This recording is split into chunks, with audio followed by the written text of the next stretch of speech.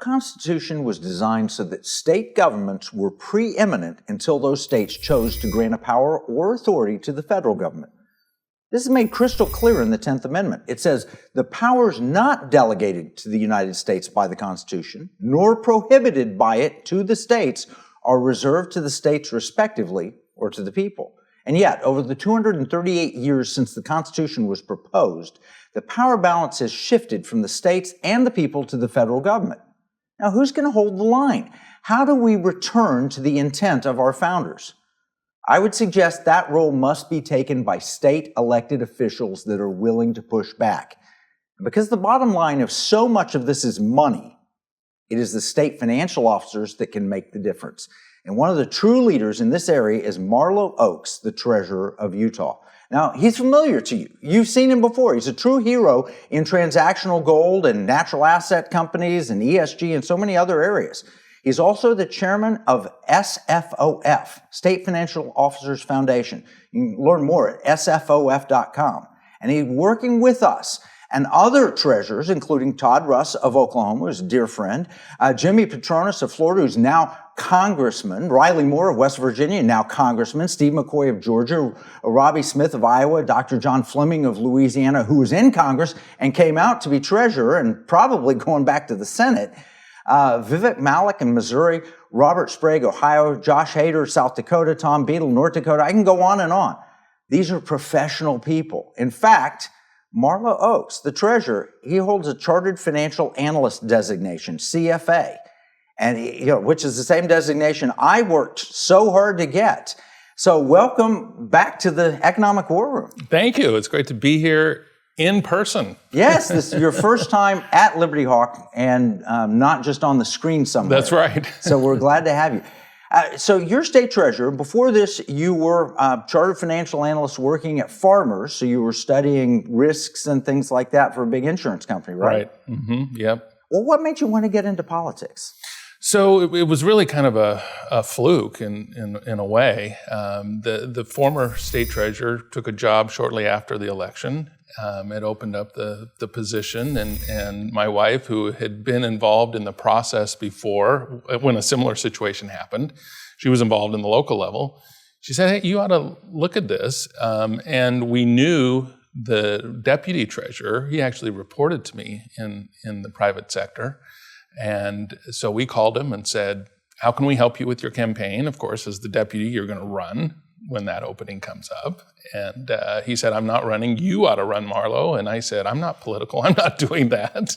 But then as I looked at it, it fit so well my background, money management, raising capital, and education. I'd started a couple of nonprofit education companies. And so it just fit really well with my background. Well, what I love is I've met a lot of these state treasurers, and they're not politicians. I know best probably Todd Russ of Oklahoma, and he was a bank president. Yeah. He ran and served in the legislature, but really he wants to serve the people. Politics are not his thing. Yep. His thing is actually, he loves the Constitution, he loves liberty and freedom and so forth. So how do you see the role of state treasurer? Yeah, no, it's a really important question because it's one of those technical offices at the state, right? You really have a financial focus in the state of Utah, and every financial officer is different, right? In Utah, it's pretty narrow in that we manage money. I sit on the board of trustees for the retirement system in the state. We also raise capital if the state needs to borrow money. We get involved with unclaimed property. So unclaimed property is part of the treasurer's office. So that's where businesses end up with money that isn't theirs. And after about 3 years of non-contact, they send it into the state. And then it's my job to get that money back into to the rightful owners, back into the economy. And then we also have financial literacy and financial education. So Utah was the first state to pass a financial literacy requirement for high school students. Fantastic. Yeah. Does that include how to balance a checkbook and things all like that? Exactly. Budgeting and just trying to improve financial education among the citizenry, and that helps the state. Right, to people that are better educated in financial matters make better financial decisions, right, and are less dependent on the state. And so And so that comes under the Treasurer's office as well. And so we have a women's conference in the fall, every fall. We also have a stock market challenge for kids from grade school all the way to high school. Fantastic. It's great. And the winners come into Salt Lake City, and you see these fourth grade students giving a speech on how they won, the stocks that they chose and why they chose. I mean, it's really great. So there's a lot of really neat things that are a part of the role, but at the heart of it, it's more technical. And so when I got into it, I thought, okay, this is more of a technical role. There'll be some politics, kind of on the margin when the legislature is talking about raising money or whatever it is. And so I viewed it as less political, and I didn't see that ESG was right around the corner, and the politicization of the capital markets and how that important and devastating that would be to us. Very few people did see it. I've been in politics most of my life because of my father. Very few people saw that the Wall Street types had sold out to the globalists to bring in things that control people like ESG, environment, social governance, which we've talked about here. It really is a control mechanism on the people. Or the natural asset companies, which you really led the charge to defeat, where they were going to sell off our forests and then make us pay rent for them, and the debanking, which is another issue. And treasurers can help protect the citizens. How does that work? Yeah, so debanking was another critical issue where you had large financial institutions that were basically kicking people out, basically closing their accounts for having the wrong political views or religious views, right? And this is so counter to our economic system where people, as a business, my focus should be on making money for the shareholders. That's the fiduciary obligation of a corporation. The simplicity is part of the power of our system. And when you politicize that, you destroy the system. You no longer have the economic freedoms that we have. And so it's critical that we push back on things like debanking, on things like ESG and natural asset companies that are not part of the American economic system. No, that's fantastic. All right, we're going to have to take a break, but I want to just share. What he just said is so important to understand. If you watched entertainment go woke and bad and you're like, this isn't any good anymore, imagine what that would do to your investments when they go woke and bad, and stop looking for profits and returns to send to shareholders and start trying to push another agenda. You don't want to have anything to do with those bad movies. You don't want to have anything to do with those bad policies either. We're going to take a short break. We'll be back with more with Marlo Oaks. In uncertain times, finding stability in the economy can feel challenging. But what if you could navigate economic volatility while honoring your biblical values? At Timothy Plan, they believe this balance is possible. Timothy Plan filters its volatility-weighted ETFs and family of mutual funds through a biblical pro-life and pro-family lens, so you can see competitive returns and moral responsibility, helping you to weather the economic storms. With Timothy Plan, align your investments with your values while adapting to our ever-changing culture. Since 1994, Timothy Plan has been recognized leader in biblically responsible investing. Timothy Plan, your bridge between faith, finances, and the future. Visit timothyplan.com or call 1-800-TIM-PLAN or 1-800-846-7526. Investing includes risk, including possible loss of principal. Before investing, carefully consider a fund's investment objectives, risks, charges, and expenses contained in the prospectus available at timothyplan.com. Washington said paper money opens the door to every species of fraud and injustice. Jefferson said paper is poverty. Hamilton said to emit an unfunded paper as the sign of value ought not to continue a formal part of the Constitution. The founders hated paper money, so they put a pirate money clause in the Constitution for our state to use. Learn more at transactionalgold.com. We're speaking with Utah Treasurer Marlo Oaks. We're talking about the State Financial Officers Foundation. He's a treasurer. He's the leader of the SFOF movement, pushing back on ESG, wokeness, natural asset companies, debanking, anything that can be used to control you through your money. And those are the core principles of the State Financial Officers Foundation. They talk about economic freedom, rule of law, federalism, accountability, a free society, and the last one is free speech and civil discourse. You had no idea that your money could be used to silence you, but it is being used in China, for example, with social credit scores to silence them. That should not happen in America. Who's going to protect us? We can hope it's President Trump, and we believe he's on the right track in that regard, but at the state level, we've got to count on great men and women like Treasurer Marlo Oaks standing up for the Constitution. So, Treasurer, I was a part of this incredible precious metal study that you performed. I think it is the seminal and the most important document that's been produced on transactional gold and silver. Well, I love my book, Pirate Money, but it doesn't come with a state stamp of approval. And the precious metal study did. Tell us about how that came to be. That was a part of the legislation that was passed in 2024, the Utah legislature, that allowed the state treasurer to invest up to 10% of the rainy day funds in the state in precious metals. And part of that included doing a study on how could we implement transactional gold or silver in the economy to kind of better utilize precious metals as a way of transacting. One of the risks that I saw was things like central bank digital currencies. But then really at the most grassroots level, it was inflation, everybody dealing with inflation, and how do you protect yourself? And so the precious metals work group came from that legislative idea, and we brought together a group of incredible people, including yourself, to talk about how could we implement a different way of transacting in the economy that really hasn't happened in this country for 100 plus years. Right. Just because of the impracticality of physical gold, carrying physical gold or silver around. So it was just a lot of really great minds coming together. Well, I know it started with HB 348 that our mutual friend, Representative Ken Ivory, championed and helped get passed. This whole idea of investing in gold, I remember you showing some charts, and you've shown them before in the Economic War Room. A rainy day fund is designed when a state has financial issues, difficulties. So we set some money aside, just like every household should do, right. Have a rainy day fund.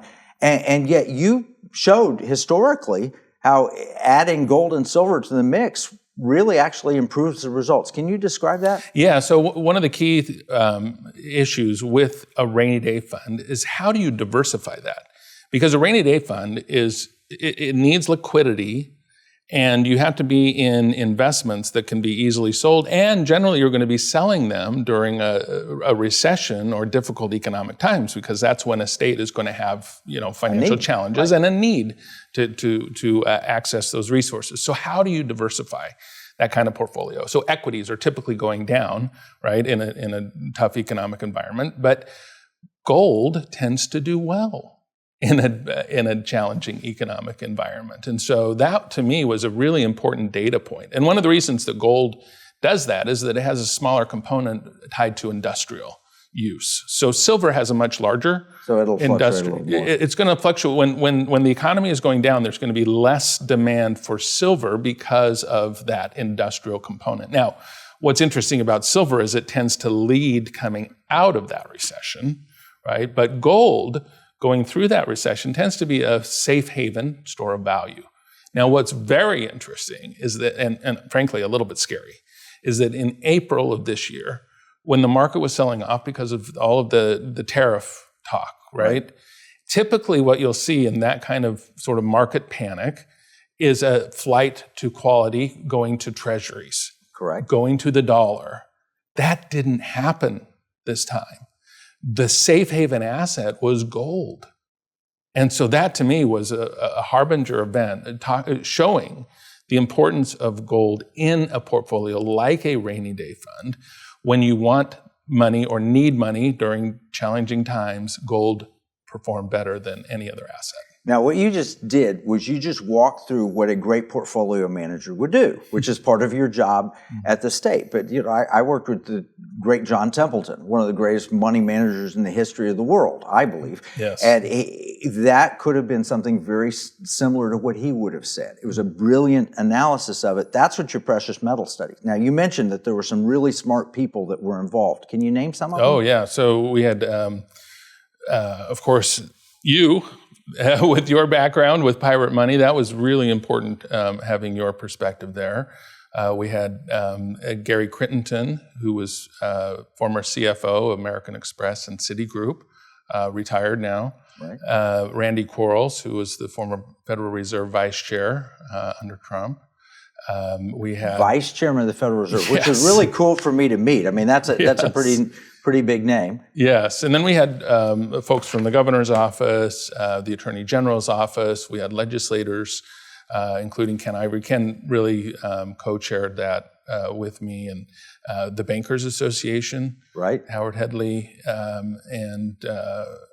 and then someone from Senator Lee's office, Mike Lee's office. So it was important to get a federal perspective. Yeah, because one of the issues really with gold is that if you're using it as a means of transaction, the problem is that it is treated as a collectible from an IRS perspective, which really hampers its use as a monetary instrument. And so if you're constantly having to track capital gains tax, that's just... It slows you down. It takes away some of your inflation protection. It can be done. And yes. I get a report from an accountant. I use it transactionally using Glint Card, but it can be done. It's a drag on it. It is. It's sort of a demotivator, right, for using it. So if we can get that changed federally, that's really important. That's one reason why we wanted to have Senator Lee there.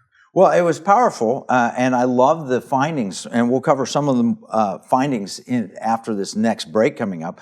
But the people that were there, they were all professional. Yes. No one was there hawking their wares or trying to, it wasn't doomsday prepper stuff. Right. It was reasonable, rational. There are very real risks in the system, and they need to be addressed. The dollar may be permanent, which we'll talk about a little bit after the break. But people ought to have a choice. It was very reasonably done and presented, and you can see this online. That's what I love about state reports, is you can see it online. I think it's online at your Treasurer website. Yes. So how do people find that? So if you go to treasurer.utah.gov/gold, it'll take you to the webpage. Which is phenomenal. So I've got the report here. I use it wherever we're taking this. All right, we're going to be back with more with Treasurer Marlo Oaks. We're going to see where we go next.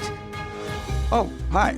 I'm Kevin Freeman, and I'm here to tell you about coffee. Well, not really, but I'm going to use coffee to illustrate my point. Here we have several different coffees, each with its own unique characteristics. First, we have instant coffee. This coffee pretends to be coffee, but it's not really coffee at all. It's a fraud. Plus, it tastes terrible. I'm out. Next, we have woke coffee. Their coffee actually tastes pretty good, until you find out that when you drink it, you have to admit that you've oppressed other coffees in the past. Insanity. I'm out. Next, we have Big Tech Coffee. Now, these guys used to encourage folks to share with others what they thought about their coffee. But now, if you say you don't like Big Tech Coffee, they'll take away your coffee pot. I'm out. And this brings us to Patriot Mobile Coffee, right? This is one big cup of truth and freedom. There's no fraud here. Patriot Mobile is America's real Christian conservative wireless provider. Patriot Mobile gives back millions of dollars every year to organizations that are on the front lines fighting for our freedoms. Patriot Mobile offers the best nationwide 4G and 5G coverage on the same networks as the other major carriers. So you'll get the same great coverage, along with 100% US-based customer support, while knowing you are supporting a company that shares your conservative values. Switch to Patriot Mobile today by visiting patriotmobile.com or call 972-PATRIOT. We're speaking with Treasurer Marlo Oaks. He's talking about the Utah study that really is the seminal study. It's the most important study that's ever been done on the use of gold and silver as money at the state level. Now, I love my book, Pirate Money. This actually brought in professionals and experts. I was a part of this month after month. We'd have meetings and covered so much ground, and he pulled it together in a great report that you can read online. But talking through that report, There are some people who do not like the idea of using gold and silver as money. They think it's either antiquated. I think it was Warren Buffett who said gold is a barbarous relic. But what we found is the Basel III standards of the international banking community, the global banks are using gold and calling it a riskless asset. Yes. What does that mean? Well, and to me, that was a really important data point. If the central banks are saying physical gold, and it is physical gold, right? If they're saying that this is a tier 1 asset similar to treasuries, that ought to get our attention. And frankly, that's one of the things that has been driving the gold price today is this accumulation of gold at the central bank level around the world, particularly Asia and Middle East. And so the Bank of International Settlements, when they changed that designation of physical gold, that to me changed the whole marketplace and was a really important data point that I think people need to pay attention to.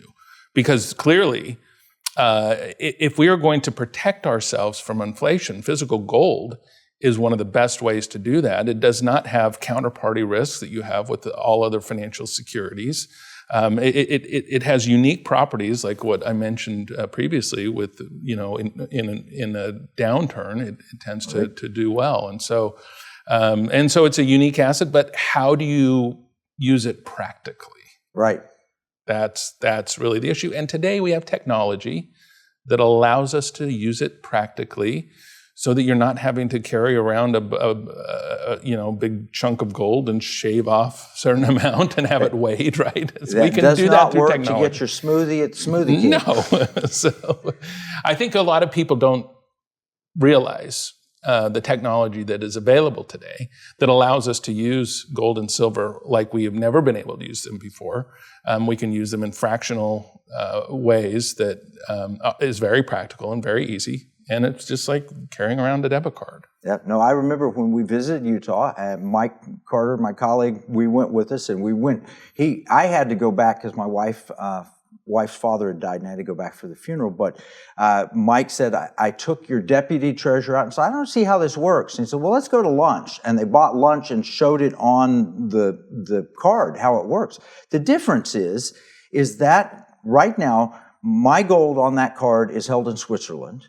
The financial accounting software is operated out of the United Kingdom, and it's a bank in Ohio that makes the transaction work. Why can't that all be done for your citizens in Utah? And it can. And that's what we're hoping, right? And frankly, I mean, we also need to recognize that just like we have credit cards and cash, with gold, there are transactional elements that use the credit card rails. Right. But there's also cash-like instruments like gold backs, right? These do not compete with each other. They're actually complementary.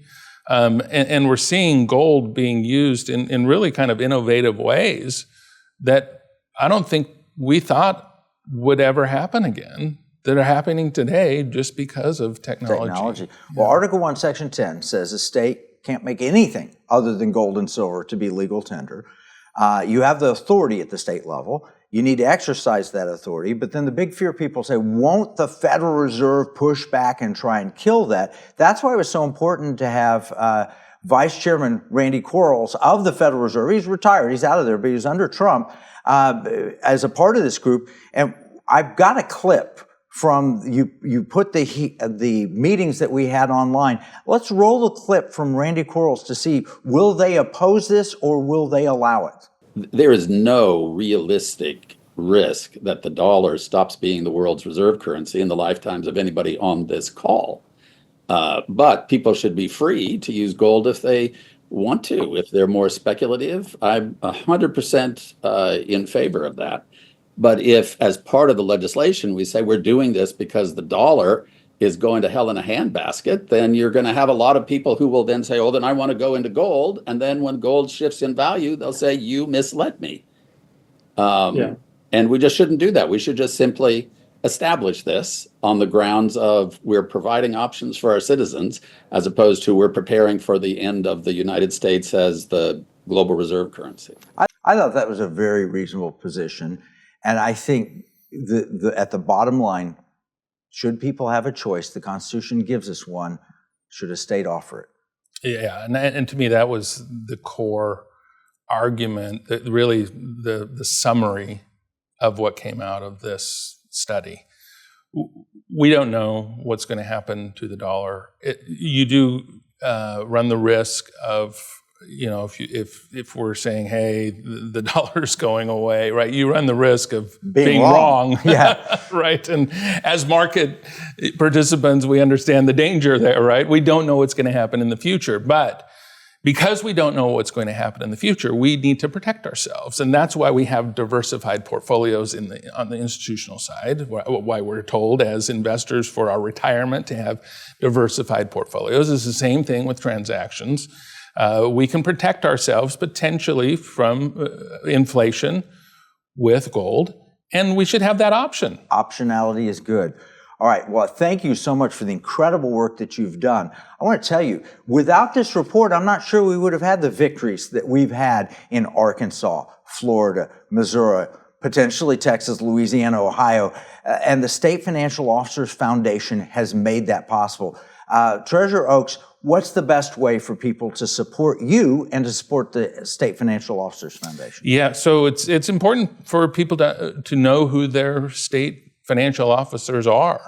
Those are some very important positions. We're talking about the treasurers, comptrollers, auditors, people that are overseeing how money is not just managed, but also used and providing transparency.